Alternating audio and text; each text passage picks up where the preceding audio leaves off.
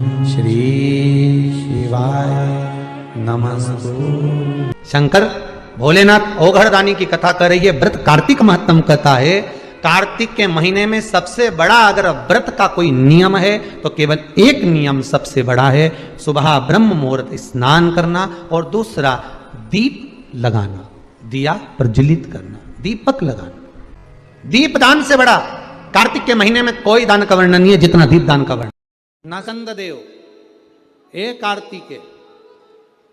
कार्तिक के महीने में जो दीप दान करता है उसके घर में कभी संपदा की कमी नहीं आती है। जितने लोग बैठे हैं टीवी चैनल के सामने बिल्कुल ध्यान से सुनिएगा। तुलसी के क्यारे के सामने और बेलपत्री के पेड़ के नीचे आप अगर 5 मिनट भी बैठकर भगवान का भजन करते हो, आप जिस मंत्र की माला करते हो उसका फल लाख गुना हो जाता, भले एक बार जपा क्यों ना।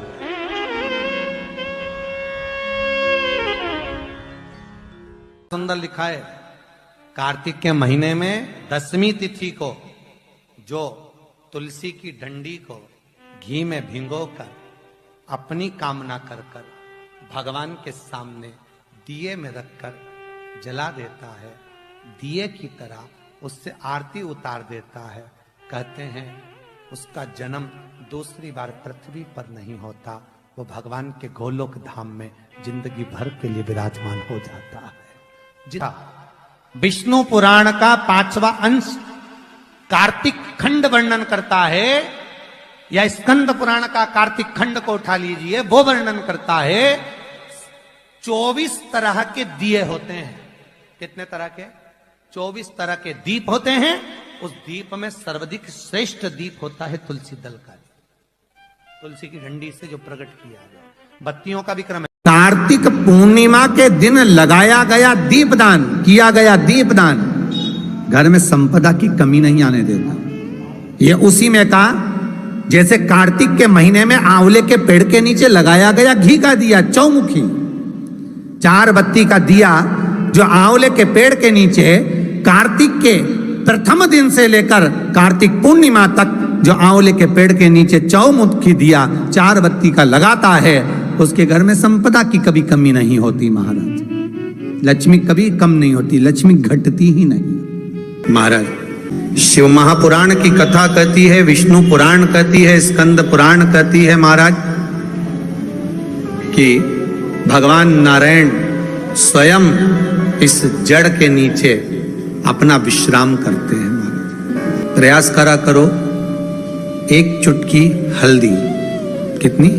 मात्र एक चुटकी हल्दी, आंवले के वृक्ष के नीचे भगवान हरि हर महादेव, कौन से महादेव हैं? हरि हर महादेव के नाम से रखकर उस पर पूर्व मुख कर कर, पूर्व की ओर मुख कर कर जल समर्पित करना प्रारंभ कर दीजिए। आप अगर प्रयास करेंगे शुक्रवार की शुक्रवार करें, या नवमी की नवमी करें, अष्टमी की अष्टमी करें, प्रदोष की प्रदोष कर लें, सोमवार की सोमवार कर लें, तो आंवले की जड़ के नीचे अगर हमने हल्दी रखकर जल का भाग समर्पित करा है पूर्वभिमुख होकर, तो अगर व्यापार नहीं चल रहा है, 1 हफ्ता हो गया बैठे हुए हो, कोई ग्राहकी नहीं है, तो एक बार करो, दूसरी बार करने जाओगे तो आप अपने आप दौड़ कर जाओगे कि मेरा 1 हफ्ते से व्यापार अच्छा चल रहा है। आप दूसरी बार करोगे तो आपको ये ज्ञान उपदेश ये प्राप्त हो जाएगा, अपने आप रिजल्ट सामने आएगा कि हाँ, हमने आंवले के वृक्ष के नीचे हल्दी को समर्पित करा था और उसको चढ़ाने के बाद हमने जो जल चढ़ाया है उसका फल हमको प्राप्त हुआ। पहले से तुलसी आपके घर में अगर सूखी हो, तुलसी सूख गई हो, तो उसकी जो लकड़ी होती है उस लकड़ी का 7 लकड़ी का बंडल बनाकर दीप बना लो। लकड़ी का दीप मतलब लकड़ी पतली पतली डालियों को लेकर कच्चे सूत से उसको बांध और बांधकर घी में डुबक दो। कार्तिक के महीने में शुक्ल पक्ष की त्रयोदशी तिथि जब आए, प्रदोष का जब व्रत आए, उस दिन भगवान के मंदिर में, शिव मंदिर में नहीं, भगवान किसी भी देवता के मंदिर में, विष्णु के मंदिर में, नारायण के मंदिर में, कृष्ण मंदिर में, राम मंदिर में, किसी भी मंदिर में मंदिर ना हो तो अपने घर के मंदिर में शाम के समय पर उस तुलसी की लकड़ी का दीप, दिया भरकर उसमें घी डालकर जो दीप प्रज्वलित कर देता है, जला देता है, दीप को प्रज्वलित कर देता है, उसके घर में कभी संपदा की कमी नहीं होती महाराज। विष्णु पुराण में स्पष्ट लिखा है।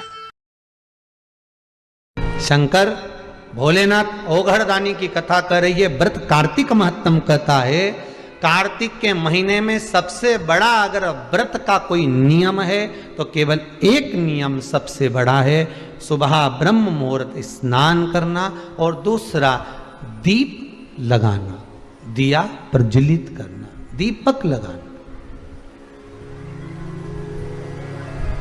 दीप दान से बड़ा कार्तिक के महीने में कोई दान का वर्णन नहीं है जितना दीप दान का वर्णन कार्तिक महीने।